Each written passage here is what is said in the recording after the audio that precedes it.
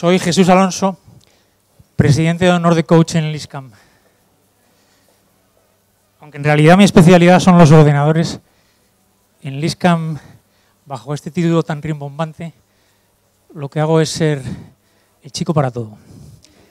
Ya sabéis, hacer los recados, apuntar y encender la cámara web, mantener la página, preparar los cafés, estas cosas. Dejadme que os cuente una historia. Hace ya años, cuando era todavía estudiante, tuve la oportunidad de salir por primera vez de España para trabajar en una empresa extranjera. Y me instalé en París durante medio año mientras trabajaba en una empresa francesa de informática.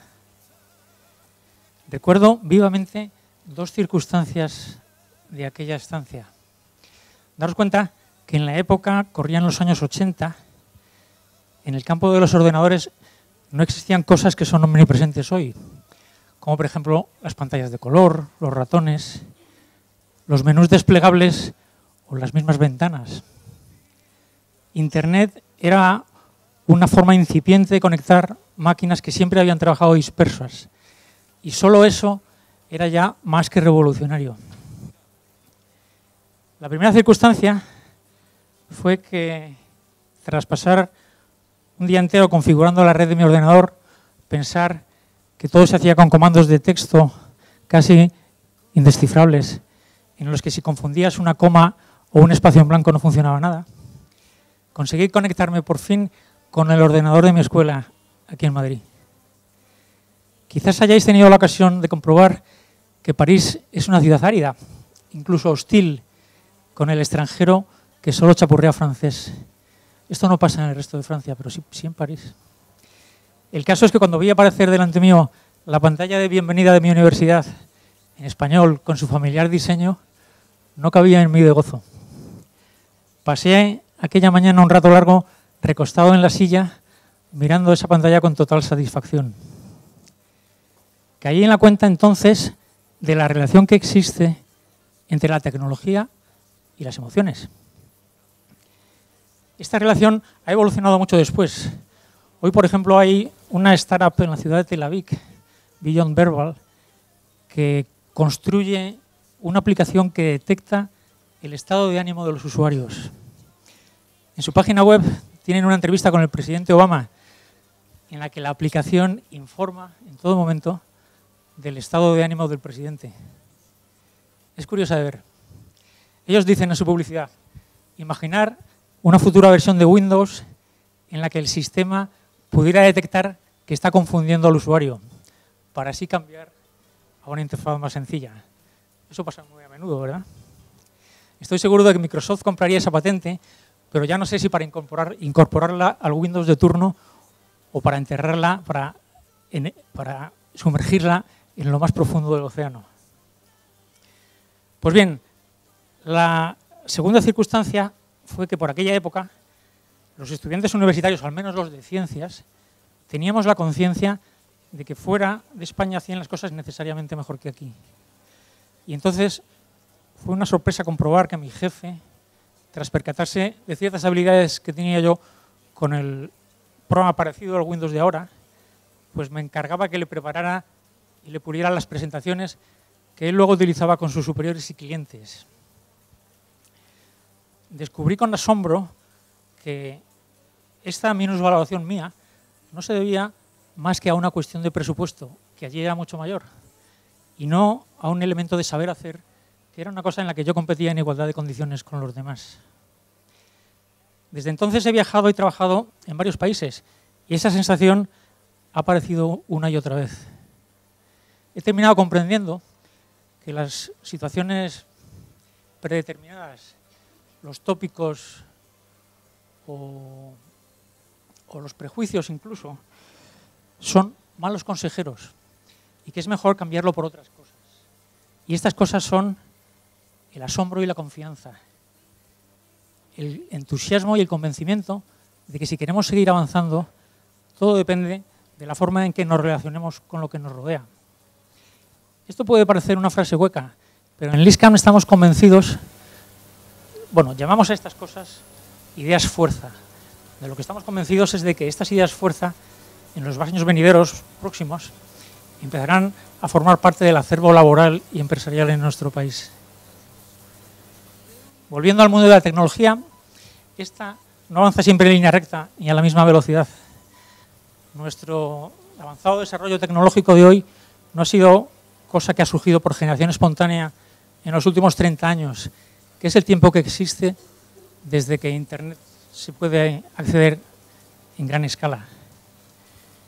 Este momento nuestro es mucho más avanzado, que es una cosa que se puede comprobar, por ejemplo, al contemplar las piezas sueltas de una construcción Lego e intentar comprender después cómo de ellas sale un robot que rodea obstáculos y avanza en busca de un objetivo. Es cierto que la tecnología ha avanzado mucho, que nos ha traído muchas cosas buenas, pero también es cierto que tiene un lado menos amable que nos confunde, nos desborda y nos distrae. Aquí yo ya debo parar, porque este es el tema en el que andará con mucho más acierto nuestra conferenciante. Os dejo, sin más preámbulo, con Rosa Algarrada, que es la directora de proyectos del ISCAM y además buena conocedora del panorama laboral español e internacional. Los dos se parecen bastante, pero hay algunas cosas en las que no. Una de ellas es el horario. Si en cualquier país de Europa Occidental llegan las 5 de la tarde y sigues en tu puesto de trabajo, eso quiere decir que eres un tipo muy raro. Rosa nos hablará de las consecuencias que unas veces son advertidas, pero las más son ignoradas, de la invasión tecnológica sobre nuestras mentes. Dejadme deciros, para terminar, que me temo que no hayamos hecho más que abrir la caja de Pandora y que esto no sea más que el comienzo. Gracias y que disfrutéis de la conferencia.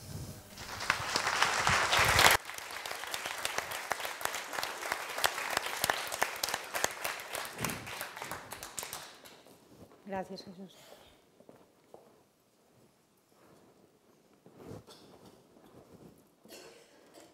Bueno, pues buenas tardes a todos. Quisiera empezar con agradecimientos. Así que gracias por venir y especialmente a aquellas personas que sé que han venido de fuera y han tenido que cuadrar sus agendas para poder estar esta tarde hoy aquí con nosotros y poder compartir este momento. Muchos de vosotros no me conocéis, otros sois clientes, otros mis amigos, pero no quisiera desaprovechar esta oportunidad para deciros que me siento una verdadera privilegiada y profundamente afortunada de formar parte de vuestras vidas. Aquellos que se cruzan en mi camino en la actualidad ya lo saben, pero se los digo siempre que pueda. Gracias, mil gracias, porque con vuestros conocimientos y vuestra generosidad habéis hecho que donde había barreras se convirtieran en grandes oportunidades. LISCAM nace con un profundo compromiso con la responsabilidad social corporativa. Y estamos muy orgullosos de poder estar en conexión con Zonta Kilómetro Cero, una organización que se dedica a mejorar la vida de las personas, y en un futuro seguramente lo haremos también con World Vision, que tenemos aquí el placer de tener tanto a la vicepresidenta como a la directora general de ambas organizaciones. Gracias a las dos. Venía a hablaros de la era de la distracción, pero quiero deciros también que sabéis que después de esta conferencia hay un cóctel. Y como dicen que el diálogo es el mejor vehículo para establecer relaciones potenciadoras, yo quisiera apelar a vuestra generosidad y que en ese cóctel seamos capaces de establecer encuentros poderosos. Y ahora, sin más preámbulos, ya nos vamos a la era de la distracción. Os había convocado aquí para hablaros de la era de la distracción porque creo que vivimos en un periodo verdaderamente extraordinario. Un periodo lleno de grandes expectativas y esperanzas. Desde hace más de 20 años estamos sufriendo el efecto de una tremenda revolución tecnológica que ha impactado en nuestras vidas con progresos espectaculares. Esto ha hecho que nos tengamos que enfrentar a desafíos de manera constante. Desafíos que vamos a tener que seguir asumiendo.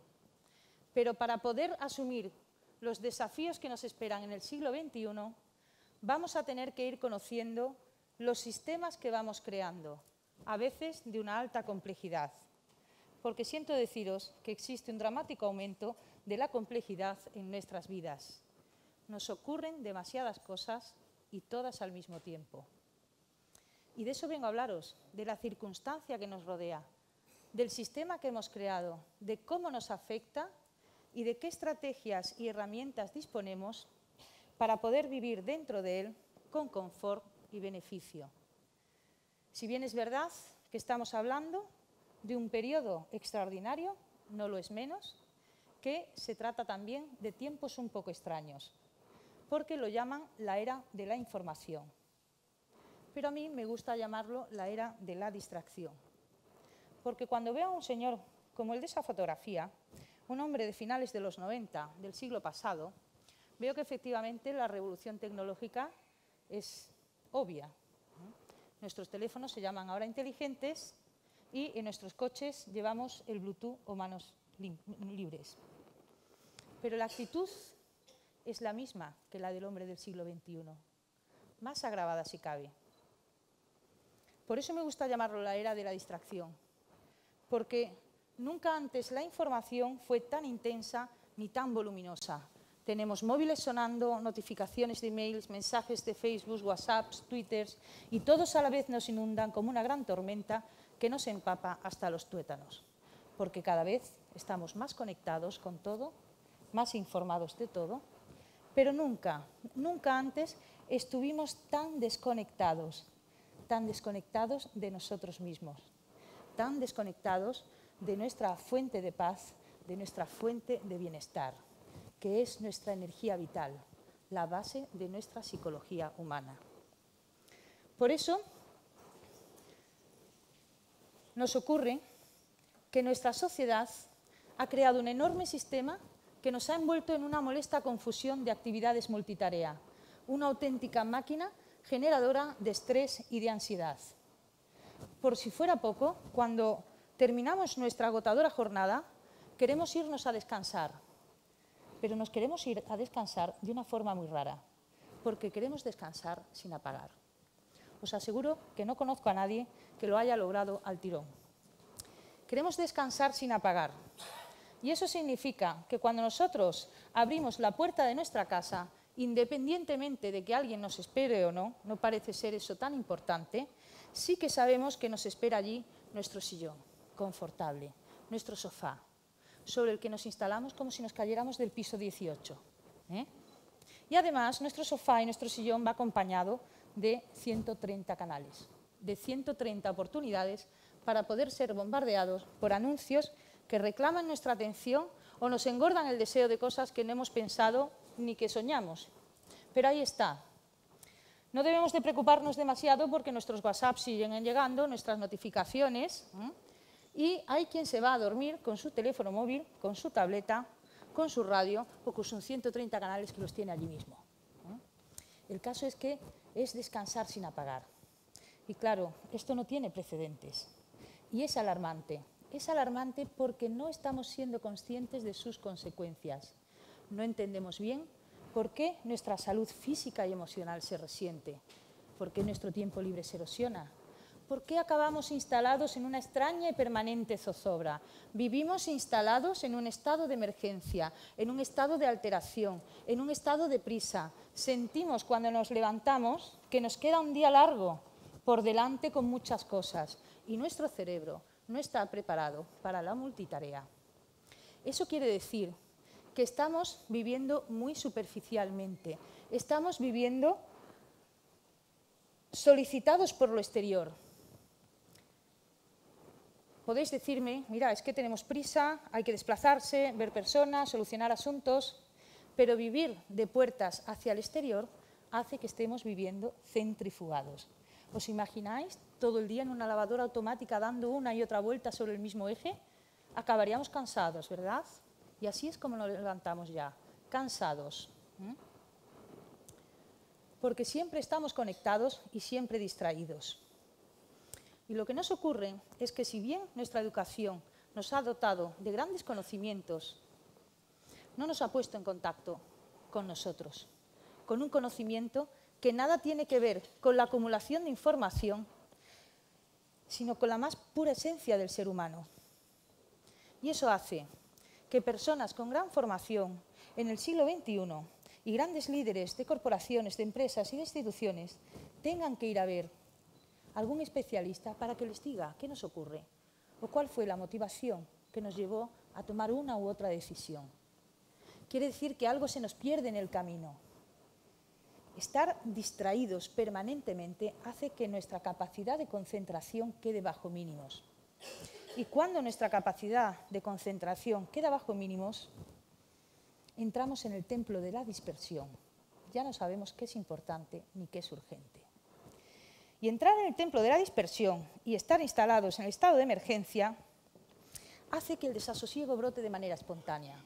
Y aparece una cosa que se llama vacío, el vacío existencial.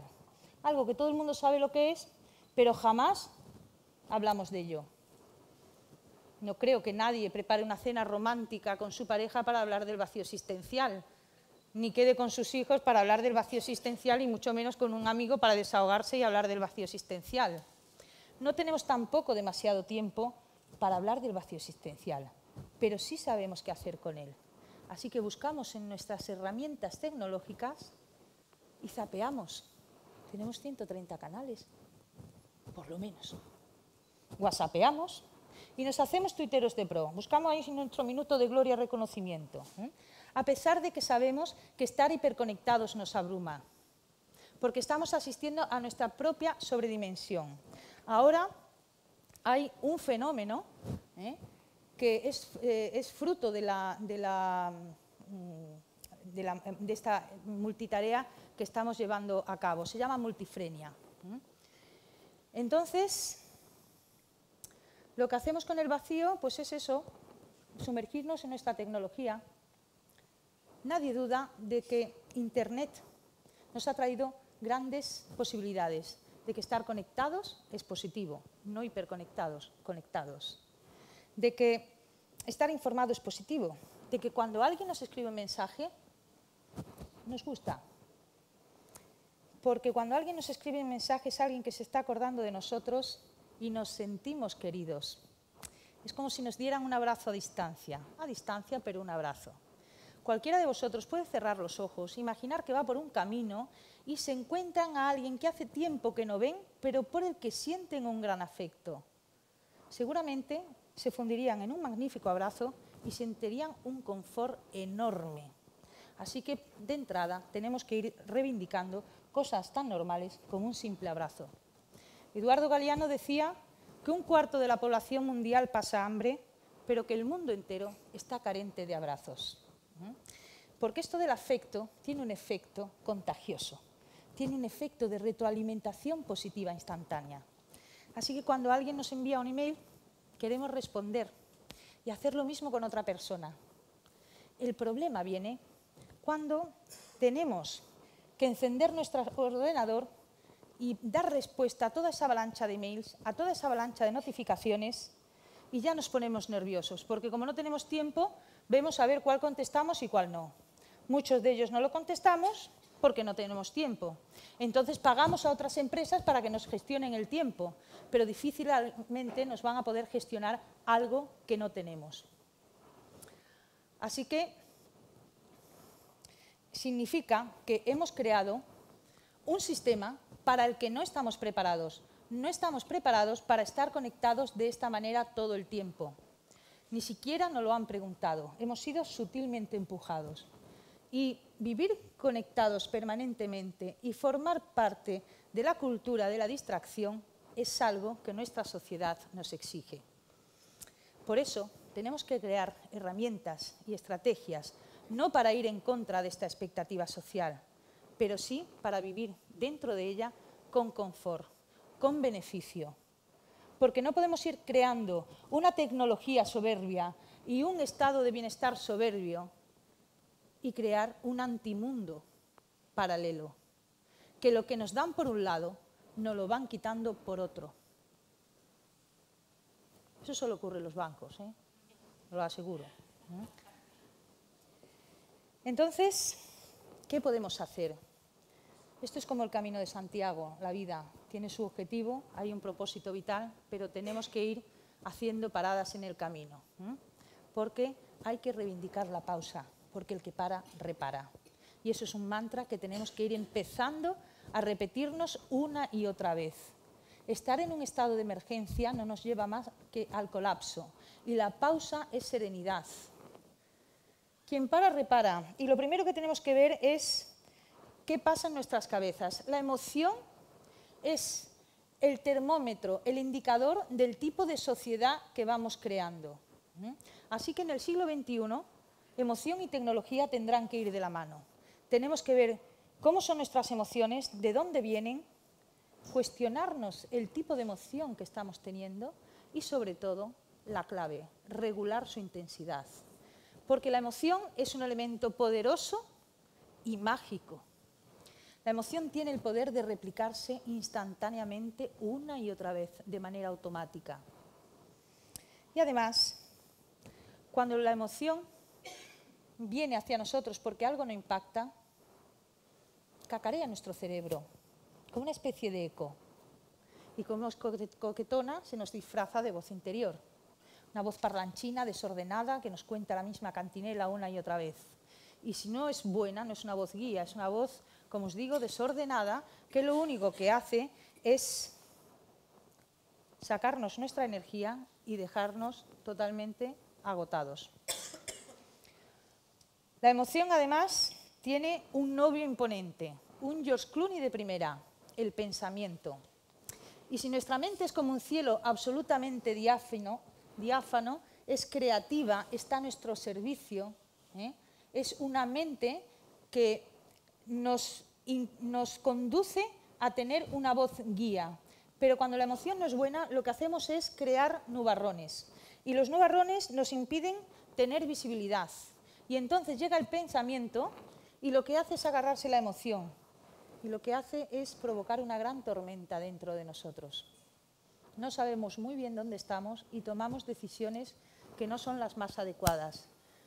Una emoción bien gestionada es aquella que nos permite tener pensamientos justos, pensamientos equilibrados, que nos permiten ver la realidad que nos rodea de una manera constructiva y abandonar cualquier postura que sea derrotista, que nos colapse, que impida nuestro progreso.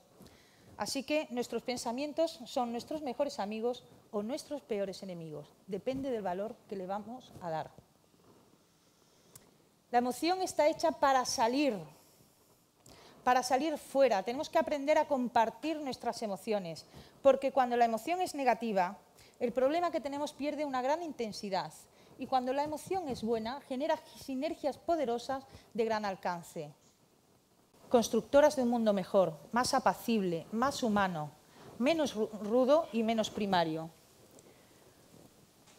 Si hemos creado un estado de emergencia a través de un sistema tecnológico en el que no nos hemos conectado, sino hiperconectado, y ya sabemos un poco cómo funcionan nuestras emociones, tenemos que ver ahora qué podemos hacer por nosotros.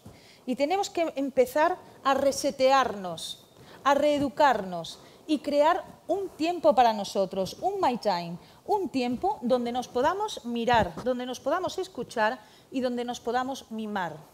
Un tiempo donde el silencio de raíces profundas y poderosas sea nuestro mejor tesoro. Porque estar en contacto con nosotros nos va a dar paz, armonía, serenidad, va a reducir nuestro nivel de estrés y va a ser como echar la palanca, el freno, para ver cómo nos relacionamos nosotros y con los demás, para ver cómo podemos mejorarnos nosotros y nuestro entorno. Se trata de que seamos capaces en el siglo XXI de estar sintonizados en la frecuencia exacta en cada momento y no andemos perdidos en ese templo de la dispersión, de la multitarea express estrés. Cultivar este espacio diariamente nos va a permitir acceder a nuestro punto de encaje, a nuestro punto de equilibrio. Es un espacio que cuando se entrena no se cabe de gozo, os lo aseguro, porque se abren los canales de percepción, se agudizan los sentidos y se maximiza la intuición. Y cuando nos empezamos a hacer un poco duchos en la materia, empezamos a ser capaces de viajar a las islas de la intuición donde viven las corazonadas. Y eso quiere decir que empezamos a descubrir cómo funciona esto por dentro y qué nos espera afuera con un elevado grado de certeza. Porque nosotros nos desarrollamos y nos maximizamos como los árboles, desde dentro hacia afuera y no desde fuera hacia afuera. No estamos preparados para la multitarea, pero sí para el foco, para ir superando barreras día a día. Tenemos suerte, mucha suerte, en este siglo XXI, porque vienen cosas nuevas que vamos a descubrir y nos van a ayudar muchísimo. Miren, si ustedes ven esta gráfica, es una gráfica de la última década, de las 35 mejores empresas de España, del IBEX 35. Ustedes ven ahí una especie de carrusel de montaña rusa, cuando su crecimiento tenía que haber sido al alza y sostenido. Pero tenemos una montaña rusa. Y esto quiere decir que nuestras empresas han sobrevivido, se han adaptado a los mercados, sí, han sobrevivido al tuntum, también, pero no así las personas que viven dentro de ellas, donde el índice de insatisfacción es mayor que en cualquier otra parte del mundo. Hay un agujero en el alma de nuestras empresas y si no nos espabilamos no podrán sobrevivir, porque la emoción es la motivación de las personas y esa está en el alma de las personas. Hay una disciplina en el siglo XXI que se llama neurociencia. La neurociencia se desarrolla en tres vertientes, una la médica, biológica, otra la cognitiva, muy aferrada a la psicología, y otra la comportamental. Esta está relacionada con el coaching. Los científicos nos dicen que cuando una molécula viaja de una neurona a otra, generamos unas sustancias químicas que se acumulan en los ramales de esas neuronas, en unas bolsitas que se llaman vesículas. Y esos neurotransmisores se conocen aproximadamente unos 50. Los hay buenos, algunos sonará, las endorfinas, las dopaminas, y otros negativos, que nos colapsan, que nos obstruyen, procedentes de estados de emergencia. Así que tendremos que aprender a llenar esos depósitos de gasolina con nuestros neurotransmisores buenos, porque nos va el futuro en ello. El coaching tiene que ver con la neurociencia porque es un elaborador de soluciones. Nos sitúa en la generación de esos neurotransmisores buenos, porque cuando uno resuelve un problema por sí mismo, primero ha tenido que poner en marcha energía y eso significa adrenalina. Y cuando lo consigue, tiene una gran satisfacción.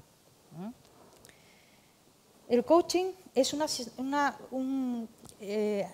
asistencia conversacional de enfoque puramente socrático, con potentes visualizaciones y técnicas muy innovadoras que muchos deportistas ya han incluido en sus protocolos de entrenamiento para la consecución de sus logros. Actúa como una especie de brújula donde cada uno detecta y selecciona el camino más adecuado a sus características, a sus posibilidades, para poder desplegar todos sus recursos y alcanzar su objetivo. El coaching nos enseña a estar presentes, a estar atentos a todo lo que sucede, a lo que se dice, a lo que no se dice, a lo que se ve, a lo que no se ve. Nos enseña a deshacernos de esas creencias limitantes que nos impiden progresar y nos sitúan en la realidad que nos rodea para estar donde queremos llegar. Somos lo que desarrollamos y en LISCAN ayudamos a desarrollar lo que somos. Cualquier modalidad de coaching está basada en el encuentro, en un diálogo potenciador que dignifica tanto al escuchante como al escuchado, porque juntos comprobamos que somos seres completos, llenos de recursos y capaces de vivir una vida coherente con nuestros valores, con lo que nosotros somos verdaderamente. Estar conectados con nosotros y con el otro nos va a permitir acceder a nuestra fuente de energía, una fuente inteligente que guarda y clasifica nuestro conocimiento con una enorme precisión, una fuente inteligente con un poder transformador más allá de toda medida, un poder transformador que reside en nuestro centro de máxima quietud, en ese My Time que hemos creado antes, en esos silencios de raíces profundas y poderosas, porque es desde ahí, desde donde surge la reflexión. El coaching es profundamente transformador, no porque vayamos a convertirnos en otra persona, sino porque permite que accedamos a nuestra auténtica personalidad, porque tiene un poder de reconocimiento muy profundo hacia ti mismo y hacia todo lo que te rodea, porque ayuda a que compartamos dificultades, ayuda a que compartamos vulnerabilidades, pero sobre todo lo que hace es que instala nuestras creencias en nuestros pensamientos. Hace que nuestros pensamientos podamos ponerlo en palabras, lo articulemos. Cuando nuestros pensamientos se articulan y salen del alma, la palabra es compromiso, es acción. La no acción a veces es un hábito en las personas. Se permiten soñar todo el tiempo y desean que sus sueños se cumplan. Pero cuando uno está en la ensoñación permanente, los sueños no se cumplen y además llega un momento que deja de soñar. Así que tenemos que ser valerosos y poder vivir nuestros sueños y cumplirlos. Eso está todo reservado a los valientes y estoy segura que en esta sala todos lo somos. Lo más importante no es que la acción venga a nuestra vida cotidiana y que alcancemos nuestro reto y lleguemos a la cima. No, no. Lo más importante es lo que el reto consigue de nosotros, que seamos personas que ponen pasión y esfuerzo en cada cosa que hacen. Y esa es la grandeza de nuestro destino. Porque cuando nosotros conseguimos aunar lo que somos, lo que queremos proyectar y nuestras acciones, el mundo interno y el mundo externo se entrelazan con una gran belleza, una gran armonía y una enorme suavidad. Hay un termómetro infalible en este tipo de sociedad que vamos creando, en esto que muchos llaman éxito. Es nuestro corazón, que sabe de razones que nuestro cerebro no entiende y así nos lo hace saber. Nuestro corazón nos dice que hay que poner trozos en nuestro corazón en cada paso que damos a ese gran viaje de la interioridad que es la conciencia de nuestros talentos. Nos dice que somos jugadores y no espectadores, que no podemos vivir en un mundo de ensoñación permanente, que no podemos vivir apalancados en una trinchera.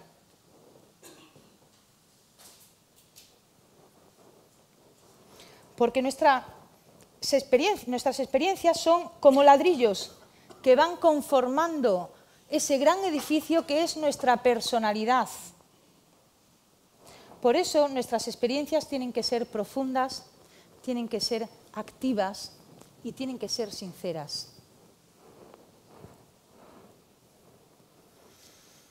Tenemos que hacer un esfuerzo en este siglo XXI por cambiar nuestros mapas de referencia. Cuando antes os hablaba de esos neurotransmisores buenos o esos neurotransmisores malos, hay que tenerlos muy en cuenta, porque son el prisma con el que miramos las cosas. Por eso nuestros depósitos de gasolina tienen que estar bien llenos, para poder manejar bien la información, para que ser un ejemplo de cambio de visión, un ejemplo renovador. No hay que tener miedo al cambio. Nuestras empresas tendrán que trabajar por un cambio profundo, por gestores, por mentores que nos apliquen una nueva forma de ser, estar y pensar. Porque si la tecnología y la información es el poder, la emoción es la fuerza. Porque la motivación está en el alma de las personas. Y creedme si os digo que el amor es el único campo vibratorio que entrelaza todas las cosas.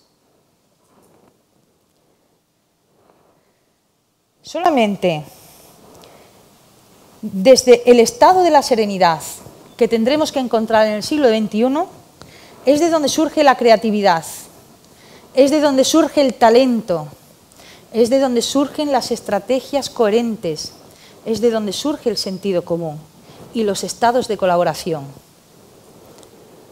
Por eso tenemos que ponernos al servicio del otro siempre. Porque cuando nos ponemos al servicio del otro, nuestra mente se expande. Y solo desde la confianza y los estados de colaboración podremos afrontar la adversidad en el siglo XXI con la convicción profunda de que saldremos adelante bajo cualquier circunstancia. Por eso yo hoy os apelo a todos, os llamo a todos, para que empecemos a pensar de otra manera, porque no podemos permitir que el hombre del siglo XXI sea un hombre distraído, que desconoce cuáles son sus talentos, que no sabe cuál es su propósito vital, porque al final todo tiene que ver con el ser, todo tiene que ver con nosotros, porque el hombre es un buscador, es un ser libre, un buscador de sentido, de su propósito vital, y necesita saber que en este sistema que ha creado y en su vida hay algo de valioso. Por eso yo invito a neurocientíficos, a mentores, a consultores, a profesionales como vosotros, a todas las personas, porque esto no va solo de las empresas, de las instituciones o de las organizaciones, esto va de personas, una a una. Tenemos que ser capaces de liderar nuestra propia esencia. Y yo os pido esta tarde que entre todos empecemos a formar parte de la era de la conexión y no de la era de la distracción. Muchas gracias.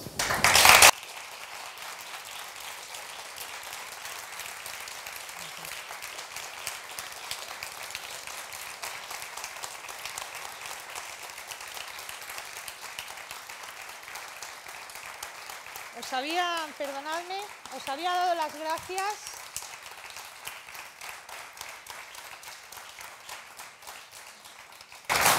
Os había dado las gracias a todos.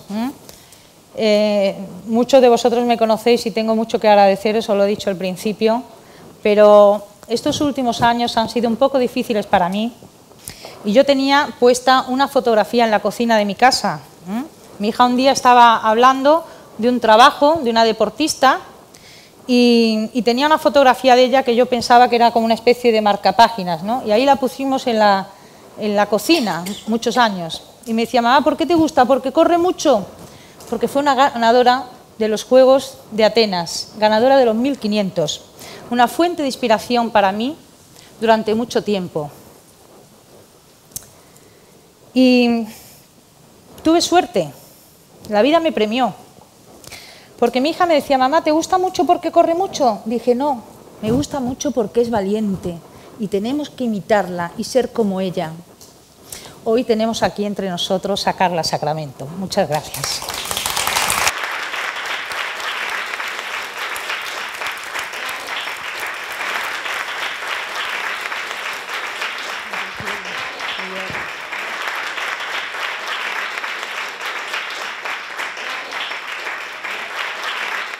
Bueno, podemos disfrutar del cóctel y hablar de lo que queramos.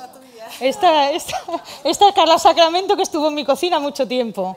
Muchas gracias. Todo un ejemplo de superación. No hay barreras, de verdad. Gracias.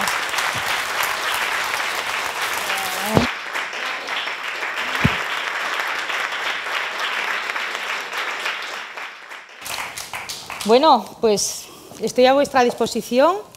Sí que querría anunciaros que para el mes de febrero en nuestra página pues vamos a hacer un una especie de seminario de un día y medio que convocaremos para todo el que quiera venir.